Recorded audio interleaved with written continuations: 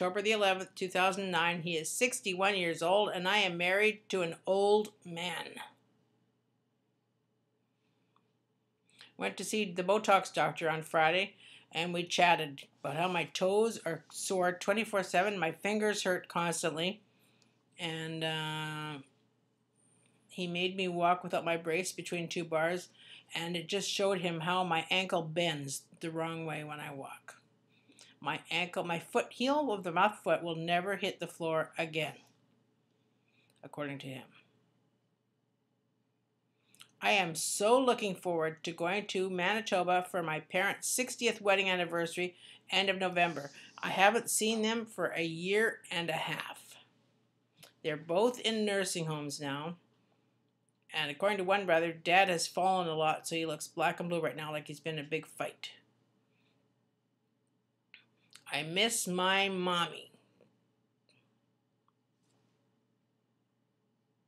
You have nothing else to say? I really think that's it for now. Thank you. Goodbye. Well, hold on. Since we're talking about Dad and it's his birthday, why don't you tell us about how you met him? Okay, How I Met Your Father. Okay. Well, that should be a TV show, but go ahead. Okay. It ends up we were both working for the same branch of the TD Bank one summer, and I was assigned to his branch. And I got there one morning ready to start work as a teller, and he was there. He was the administration officer. So the bottom line is I married my boss, folks. You're just proud of yourself now, aren't you? I am. Well, but what did you do? Go talk to him?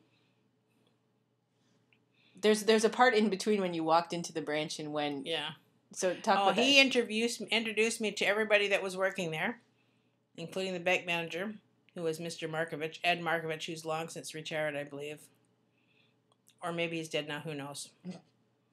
Anyway, the point of this was that he called me the girl with the legs at one point. Yes, he did. Which made me think favorably of him, and then a little while later, a couple months later, he asked me out. Our first date was to go and see Walt Disney's Mary Poppins in the theater, one of my favorite all-time shows. And I sang along, as I still do when I go to movies that I know. And then we were engaged at the beginning of December that year, which was 1973, I believe. And in May 17th, 1974, we got married.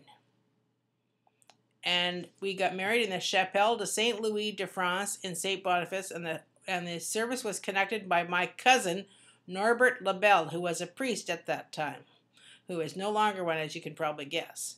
He got married to an ex-nun, and they now have 3 kids, and they live in Montreal. And my grandfather read from the Corinthians, where it defines love from the Bible. And it took a while to get Norbert to agree to that, because he kept hammering on the fact that a priest has to read both the readings at a wedding. Anyway, it wasn't a ceremony. It was only a ceremony. It wasn't a mass or anything like that, because, of course, Ross isn't Catholic. So I guess my parents actually had a mass, because Dad switched to be Catholic when he got married to my mother. What made you decide to keep the cake? And I kept the top of my cake. I don't know, for some unknown reason. I just threw it away last week.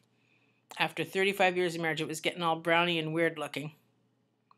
And so that cake has been traveled around from us from Winnipeg to Regina and to Toronto after that. 4:11, 4:12.